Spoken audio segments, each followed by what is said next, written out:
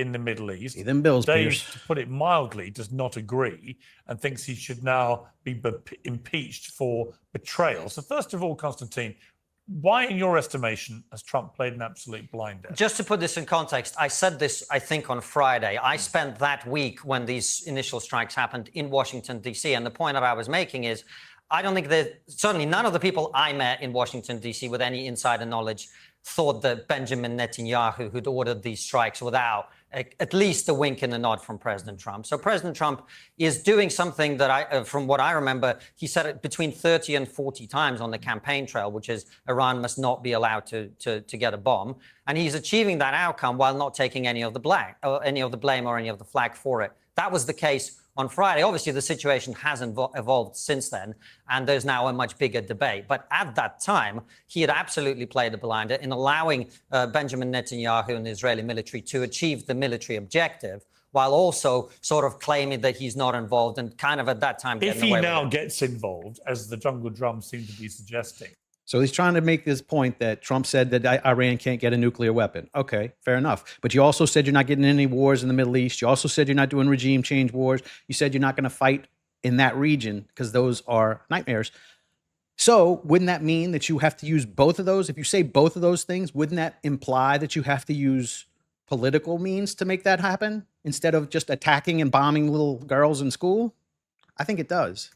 That is a massive moment for Donald Trump, I would say. I mean, you could argue that is the most important decision he will have taken as a president, and maybe the most important decision he ever takes. If he actually starts bombing with American forces, Iran, that is a massive thing to be doing. Do you think it's, as Tucker Carlson says, something that could imperil his presidency? We are in the unknown, so nobody knows how this is going to play out. I think we should all be honest about that and be fair. What I think... Apparently, we did know. We did know. It really fundamentally depends on is what you mean by the word involved.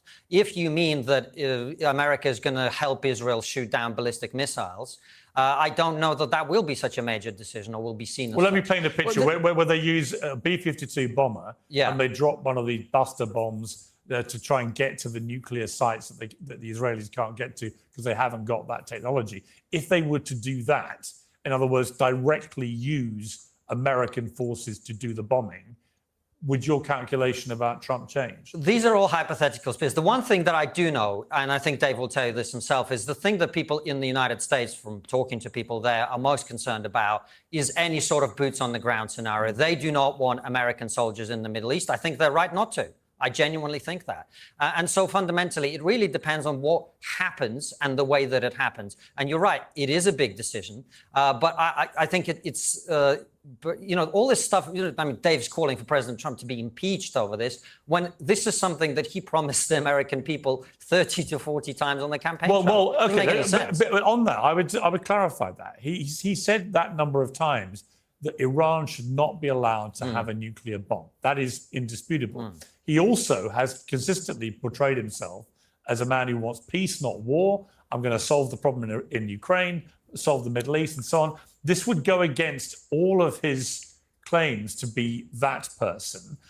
And the thousands of times on the campaign trail he said, no new wars, no Middle East wars, no regime change wars. Then he did all of it. And of course, the big debate behind all this is that Tulsi Gabbard, his own director of national intelligence, the IAEA director last night, they both said in very recent times, including 24 hours ago, in the case of the Atomic Agency, that there is no evidence that they've seen that Iran is anywhere near progressing to an actual nuclear weapon. Yeah. And I think that's the key point of this. So I like Tulsi Gabbard. We've had her on Trigonometry. I think she's a great human being, which is why I did her the courtesy of watching the full clip of her testimony that she gave. And what she says in that testimony is that Iran is not pursuing the nuclear weapons program, but what Iran is doing is enriching uranium to 60% and beyond, which is a... Whoopity-doo! Don't we do that too? Doesn't Israel do that too? Why are they allowed to? Because they lied to us? Okay. Clear indication of their desire either to actually make nuclear weapons or to move much, much closer to a position to be able to make them. As I think Dave would concede from all the nuclear scientists, what they're saying is you need about 3 to 5% enriched uranium for civilian purposes. They are now enriching uranium to 60%. And by the way, this is also in the IAEA report, and no one's talking about this.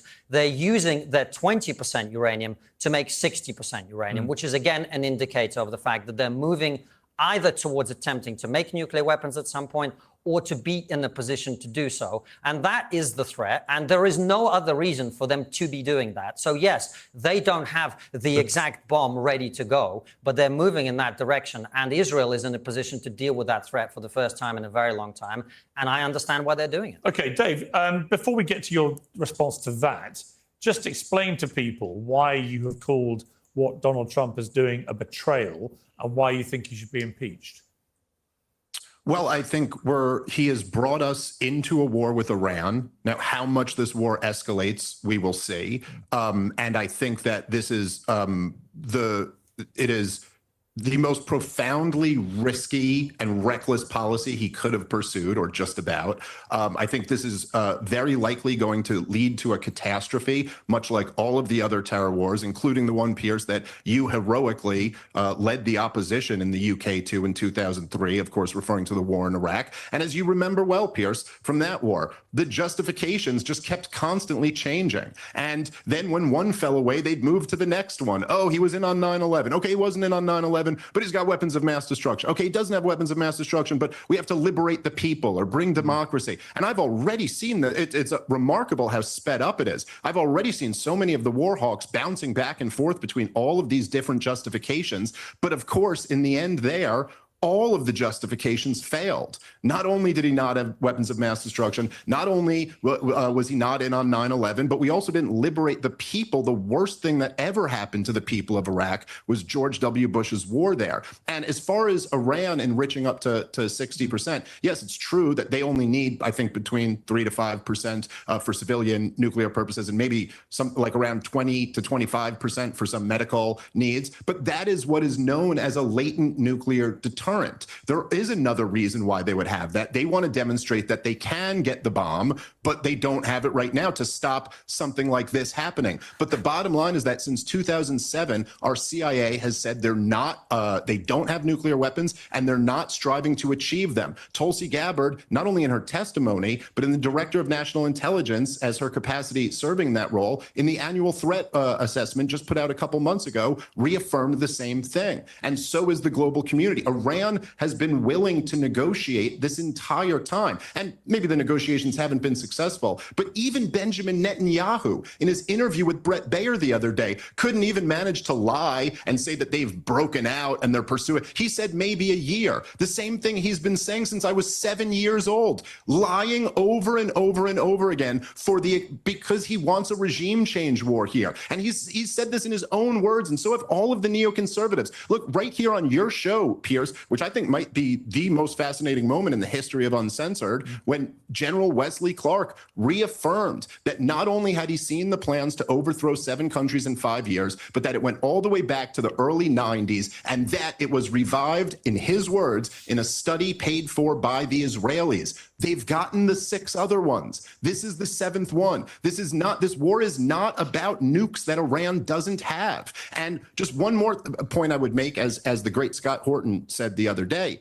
Look, I mean, even if they were developing nukes, which they're not, Truman knew that the Soviets were developing nukes. He didn't launch an aggressive war against them for it. And Johnson knew that Mao Zedong was developing nukes. He still didn't launch an aggressive war against the country. And the point is that you could sit here and say, just like they did with Muammar Gaddafi in Libya, you could sit here and say, no, we're just going to have a no-fly zone. We won't have boots on the ground. We won't have this. Look, Iran has already demonstrated, in a few days that this war has been going on, that they're more capable than all of the other countries we picked on in the terror wars. They've already hit Israel and killed people there. What's going to happen when a few Americans get killed? Hopefully this doesn't, but what's going to happen if that happens? You know what'll happen. That'll be their excuse for getting into another quagmire because they killed some Americans who were trying to kill them. So now we got to stay there for 20 years.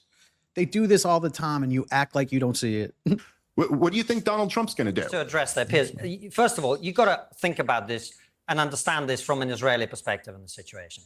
A lot of people think that Israel has just launched the war on Iran. That's not how Israel sees this at all. Israel has been at war with Iran since October the 7th, when an Iranian proxy, Hamas, attacked them. On October the 8th, an Iranian proxy, Hezbollah, began to fire rockets into Israel. Then the Houthis, another Iranian proxy, began to attack shipping and also Israel, right? Now, what has happened since Still waiting for how any of that applies to us. Just waiting. then is Israel has eliminated those threats to, I was going to say deballed, but decapitated Hezbollah. They dealt with the threat of Hamas, and they are now in a position to deal with the threat they've always been concerned about. Now, why is Israel so concerned about this? Well, first of all, Iran has been saying for a very long time, they don't want regime change in Israel. They want the state of Israel not to exist. Now, think about the fact that in the post-October 7 world, they cannot take the risk that they're only enriching uranium to 60% because they want to threaten to have nuclear weapons. That is not something they can do. And by the way, Piers, there's some. Why can't they do that? Just curious. Why can't they do that? They're not in the JPCA or whatever the agreement we had with them. We pulled out of that. So what obligation do they have not to do that? Just because you say so? Something that people don't seem to understand about. You know, we struggle in the West. I really do think we all struggle in the West to understand the fundamentalist mindset. And let me give you an example of what the regime in Iran is like so that we can all understand what the threat here is. Tell us how mean they are to gays and women. Tell us all about it. After the Islamic Revolution happened in Iran in 79, the war broke. Why did that happen? Don't skip past that. Why did that happen? Who caused that? Between Iran and Iraq. And in that war, Iran was at a disadvantage. It was militarily backward. It wasn't financially able to deal with that. And you know what they did? They attempted to mitigate that by recruiting as many child soldiers as they could. We don't know how many because they didn't bother to count, but it's hundreds of thousands. And because some of them were too young and too weak to fight, they didn't send them. Ukraine is drafting 80-year-old men right now, just so you know. To the front line. They sent them to sweep minefields with their own bodies. That is what this regime does. Now, if those people are willing to do that to their own children, 9, 10, 11, 12-year-olds, what do you think they would do to the children of their enemies if they get a nuclear... Do you think if we were getting decimated and destroyed, we wouldn't put a gun in our kids' hands and say, hey, defend us?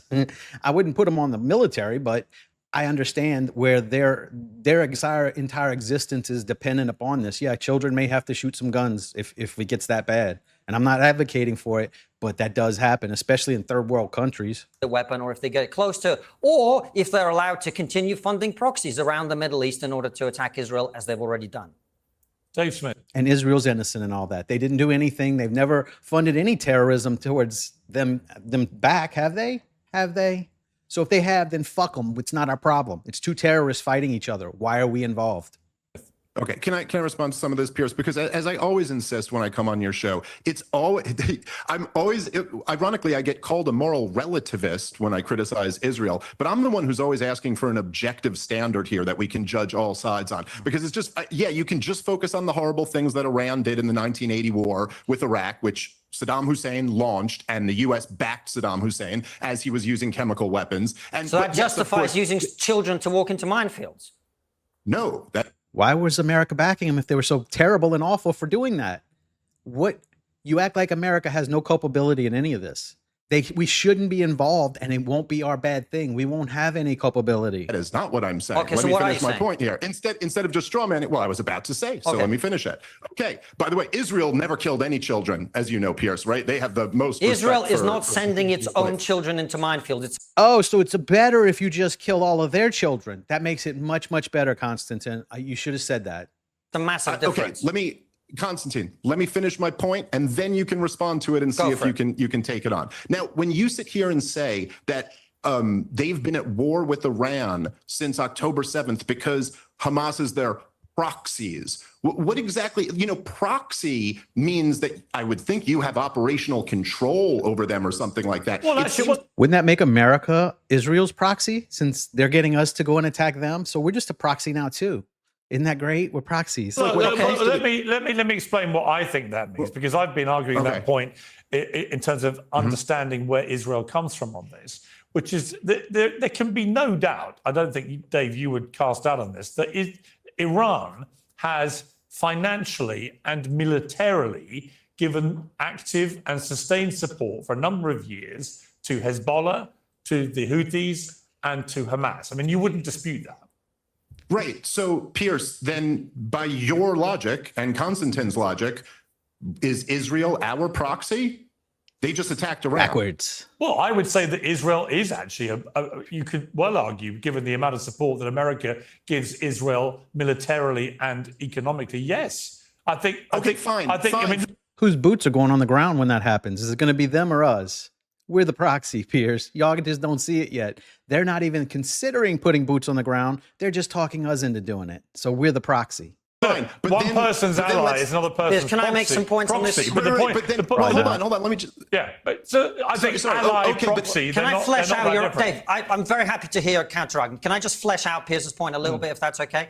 So Sure. here's what we know. According to the State Department's own figures, Iran gives Hamas about $100 million a year.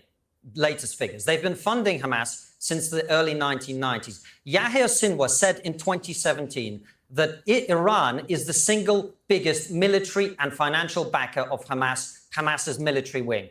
In September 2023, a month before October the 7th, 500 Hamas fighters and Palestinian Islamic Jihad fighters were being trained by the Islamic Revolutionary Guard abroad. I can't remember if it's in Lebanon or in Iran proper. And there are numerous chronicled, documented meetings between senior commanders of the Islamic Revolutionary Guard Corps and Hamas and Hezbollah fighters in the lead up to it. What do you think they were doing? Talking about world peace and swapping hummus recipes? This is something that they've been involved in very heavily, and they can. This is like a shell game. Don't look under this one, because this is where it's all at. Look here. Look here. You think Israel's not funding any terrorism? But if you do it with the military, it's still terrorism. You can blow up children, and that is still terrorism, regardless of whether you do it in a tank or you do it with a pipe bomb. It's still killing children. It's still terrorism. Continue to be involved in, and Hamas and Hezbollah are the sword hanging over Israel's neck that Iran has used in order to prevent the very thing that's happening now. Dave? Okay, so to be clear here, it's an outrage that Iran has sold weapons and given money to Hamas, and therefore Hamas is their proxy. Yet, as we all know, Pierce, and me and you have discussed this, 2 weeks before October 7th, Benjamin Netanyahu sends the head of Mossad to Qatar to make sure that the funding to Hamas continues. Yet, is Hamas now a proxy of Israel? Is Israel at war with itself? Well, I And certainly, by the way, I think on that this is- point, I certainly think that Benjamin Netanyahu, when this is all over, is going to have a monumental day of reckoning. Not just Not if it's never over, Piers. He just keeps attacking another country to avoid that war crime warrant he's got for him right now. That's the answer. Whenever you say, when's he going to answer for these war crimes? Well, he's got more wars to fight, so he can't yet. Bullshit. Bullshit. He's the one starting the wars. Just go get him. in the corruption courts, but I think he's going to have a monumental day of reckoning about how he allowed this to happen on his watch, how Mossad so spectacularly dropped the ball. No one can give me a good explanation for why they can carry out this kind of attack on Hezbollah with the pages and carry out so precise an attack in Iran, but didn't apparently know that Hamas was spending 20 years building a tunnel system and didn't know 3,000 of them were about to pour over the border. I will never defend Netanyahu in this. I think he's going to be a busted flush. I suspect he sees this attack on Iran as being a chance to avoid being a busted flush for a little longer than it might have been the case. But there's going to be a day of reckoning for him. And the fact that he actively encouraged billions of dollars to be funneled to Hamas to Greatest spies in the world didn't know they were building tunnels underneath the entire city that's technically part of Israel, kinda. They didn't know? How did they not know? They can put a pager in a terrorist's hands and blow them up across the world, but they can't figure out what's going on inside their own borders? create a divide and rule strategy between Hamas and the Palestinian Authority has also turned out to be one of the most catastrophically wrong things that an Israeli leader could possibly have done. So, look, that's where I sit with Netanyahu. None of this makes I Hamas an completely Israel agree. proxy, right? Okay, fine. Well, yeah, I mean, it did kind of by the They're not definition the you guys gave me. primary But the source point, of their funding or listen, support. Netanyahu already said he let them get in power. He pushed them up. He wanted them up because he felt like he could control the height of the flame. That's his exact quote.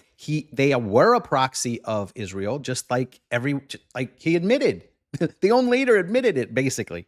Okay, fine. Okay, it's got to be primary, just being, okay, fine, whatever.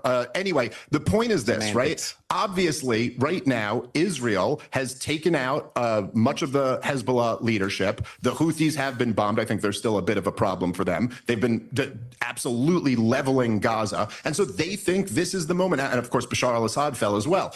So now they think this is the moment for regime change in Iran. It's the same reason why people like Ben Shapiro were celebrating when Bashar al-Assad fell. Now the Shiite crescent is no longer supplying weapons from Iran to Hezbollah. But I'm not an Israeli. I'm an American. I'm not cheering when the emir of Al Qaeda takes over in Syria. And listen, whatever you put the risk at here, which if this thing keeps escalating, the risk of this going to a real ground war, another war in the war on terrorism.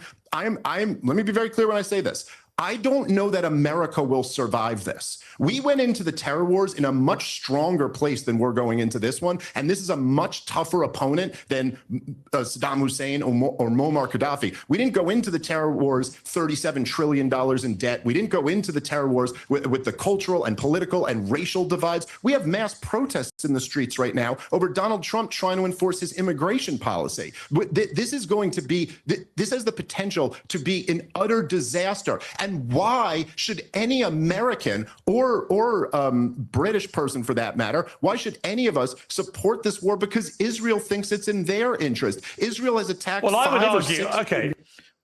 Right now, they will tell you, the administration will tell you that we are under attack from all the illegal immigrants here, right? Right. So that is kind of true. There are a lot of illegals here that need to go. At the same time, our Congress is being invaded by Israel. And what do we do? Instead of addressing those two issues that are on everyone's mind, how about we just go start a war in Iran for Israel? Again, always for Israel.